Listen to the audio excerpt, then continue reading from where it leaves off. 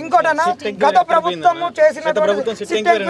group 1 లో CBI case ఎందుకు ఇక్కడ వీళ్ళు సిబిఐ ఎందుకు ఇక్కడ రావచ్చు కదా సిబిఐ కాళేశ్వరం మీద సిబిఐ కేసారు కదా మళ్ళీ సిట్ దీని మీద చేయొచ్చు కదా ఏం చేస్తారు అంటే పేపర్లు అమ్ముకునేదే వాళ్ళు ఎగ్జామ్ ఏమో నామమాత్రంగా పెట్టి మమ్మల్ని బలి చేస్తారు వీళ్ళు కాబట్టి ఆ సిట్ ఎంక్వైరీ ఎడిపోయింది ఇప్పుడు దాకా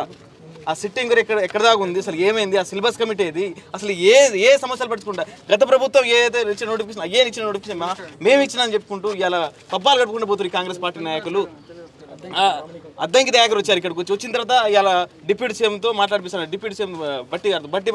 గారు లేరు ఎక్కడికి ఎవరు అర్థం కాలేదు ఎందుకంటే వీళ్ళందరూ ఎంతసేపు మమ్మల్ని రాజకీయంగా వాడుకోవాలని చూస్తున్నారు కానీ మా సమస్యల మీద కానీ మా బాధల మీద కానీ ఏమాత్రం అవగాహన లేదు వీళ్ళకు ఇలా ఏం అడుగుతున్నాం మేము మా నోటిఫికేషన్లు మీరు కాంగ్రెస్ మేనిఫెస్టోలో పెట్టిన నోటిఫికేషన్లు 2 లక్షల ఉద్యోగాలు ఎక్కడికి పోయినాయి ఎవరు దొంగలు ఇచ్చారు మరి కొండ సురేగోళ్ళ అన్న కొడుకు దొంగలు ఇచ్చిండా శ్రీధర్బాబు దొంగలు ఇచ్చారా ఆడిపోయినాయి ఆ ఉద్యోగాలు ఇలా ఎడిపోయినాయి ఇలా బిస్వాల్ కమిటీ 186 ఉద్యోగాలు ఉన్నాయని చెప్పారు అయ్యి ఎక్కడ పోయింది ఆ కమిటీని పెట్టి ఇలా మళ్ళీ శాంతకుమారిని కమిటీ ఇలా ప్రతిరోజు పబ్బం కట్టే ప్రయత్నం చేస్తున్నారు కానీ కాంగ్రెస్ పార్టీ ఇలా నిరుద్యోగులను మోసం చేసే ప్రయత్నం చేస్తుంది కాబట్టి మీరందరూ కూడా